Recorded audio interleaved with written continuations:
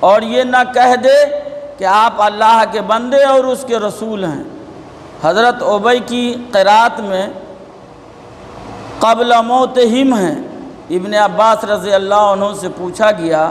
کہ فرض کرو کوئی دیوار سے گر کر مر جائے، یہ ایک سوالیہ جملہ ہے جو سوال کیا جاتا ہے کہ فرض کرو کوئی دیوار سے گر کر مر جائے، فرمایا پھر بھی اس درمیانی فیصلہ میں وہ ایمان لا چکتا ہے، یعنی دیوار کے گرنے سے جتنی جلد مرنے والے کی موت واقع ہوگی،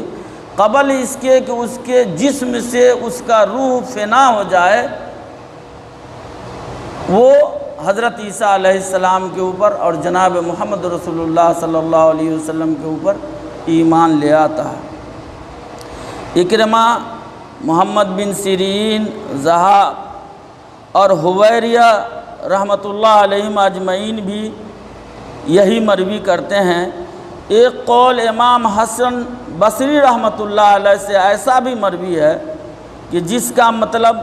سابقہ قول کی تائید میں بھی ہو سکتا ہے اور حضرت عیسیٰ علیہ السلام کی موت سے پہلے کا بھی ہو سکتا ہے۔ تیسرا قول یہ ہے کہ اہل کتاب میں سے کوئی نہیں مگر کہ وہ حضرت صلی اللہ علیہ وسلم پر اپنی موت سے پہلے ایمان لائے گا۔ اکرمہ یہی فرماتے ہیں، ابن جریر رحمۃ اللہ علیہ فرماتے ہیں کہ ان سب اقوال میں زیادہ تر صحیح قول پہلا ہی ہے جو بیان ہوا کہ جب حضرت عیسیٰ علیہ السلام آسمان سے قریب قیامت کے اتریں گے، اس وقت کوئی اہل کتاب آپ پر ایمان لائے بغیر نہ رہے گا۔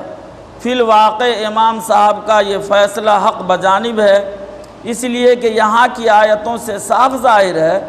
کہ اصل مقصود یہودیوں کے اس دعویٰ کو غلط ثابت کرنا ہے کہ ہم نے جناب مسیح علیہ السلام کو قتل کیا اور سولی دی، اور اسی طرح جن جاہل عیسائیوں نے بھی یہ کہا ہے ان کے قول کو بھی باطل کرنا ہے۔ تو اللہ تعالیٰ خبر دیتا ہے کہ فی الواقع نفس الامر میں سے نہ تو روح اللہ علیہ السلام مقتول ہوئے نہ مصلوب ہوئے۔ مصلوب کہتے ہیں سولی پہ چڑھائے جانے کو، بلکہ ان کے لیے شبہ ڈال دیا گیا اور انہوں نے حضرت عیسیٰ علیہ السلام کے ایک ہم شکل شخص کو قتل کیا، لیکن خود انہیں اس حقیقت کا علم نہ ہو سکا۔ اللہ تبارک و تعالیٰ نے اپنے نبی علیہ السلام کو تو اپنے پاس چڑھا لیا، وہ زندہ ہیں،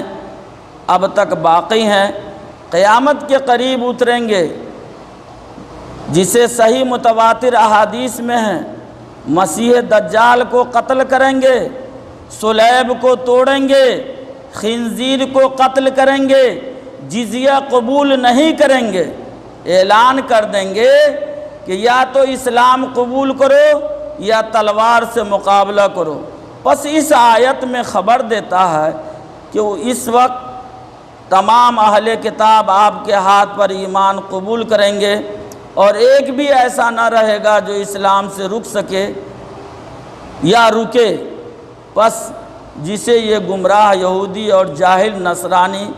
مرا ہوا جانتے ہیں اور سولی پر چڑھایا ہوا مانتے ہیں، یہ ان کی حقیقی موت سے پہلے ہی ان پر ایمان لائیں گے، اور جو کام انہوں نے ان کی موجودگی میں کیے ہیں اور کریں گے، یہ ان پر قیامت کے دن اللہ کے سامنے گواہی دیں گے، یعنی آسمان پر اٹھائے جانے سے قبل کی زندگی کے معائنہ کیے ہوئے کام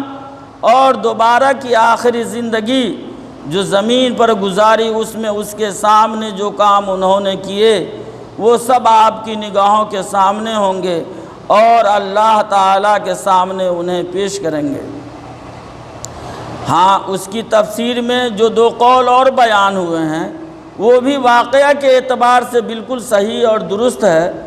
فرشتہ موت کے آ جانے کے بعد احوال آخرت سچ جھوٹ کا معائنہ ہو جاتا ہے، اسی وقت ہر شخص سچائی کو سچ کہنے اور سمجھنے لگتا ہے، لیکن وہ ایمان اللہ کے نزدیک معتبر نہیں۔ اس سورہ کے شروع میں ہیں وَلَيْسَتِ التَّوْبَةُ لِلَّذِينَ يَعْمَلُونَ السَّيِّئَاتِ حَتَّى إِذَا حَضَرَ أَحَدَكُمُ الْمَوْتُ قَالَ إِنِّي تُبْتُ الْآنَ۔ دوسری جگہ اللہ تبارک و تعالیٰ قرآن مجید کے اندر ارشاد فرماتا ہے فَلَمَّا رَأَوْا بَأْسَنَا قَالُوا آمَنَّا بِاللَّهِ وَحْدَهُ، یعنی جو لوگ موت کے آ جانے کے وقت تک برائیوں میں مشغول رہیں ان کی توبہ قبول نہیں، اور جو لوگ عذاب الہی کو دیکھ کر ایمان لائیں گے انہیں بھی ان کا ایمان نفع نہ دے گا۔ پس ان دونوں آیتوں کو سامنے رکھ کر کہتے ہیں کہ پچھلے دو اقوال کی جو امام ابن جریر رحمۃ اللہ علیہ نے تردید کی ہے یہ ٹھیک نہیں، اس لیے کہ امام صاحب یعنی صاحب ابن کثیر رحمۃ اللہ علیہ فرماتے ہیں کہ اگر پچھلے دونوں قولوں کو اس آیت کی تفسیر میں صحیح مانا جائے تو لازم آتا ہے کہ کسی یہودی یا نصرانی کے اقربا ان کے وارث نہ ہوں، اس لیے کہ وہ تو حضرت عیسیٰ علیہ السلام پر اور جناب محمد رسول اللہ صلی اللہ علیہ وسلم پر ایمان لا کر مرا، اور اس کے وارث یہود و نصارہ ہیں، اور مسلمان کا وارث کافر نہیں ہو سکتا۔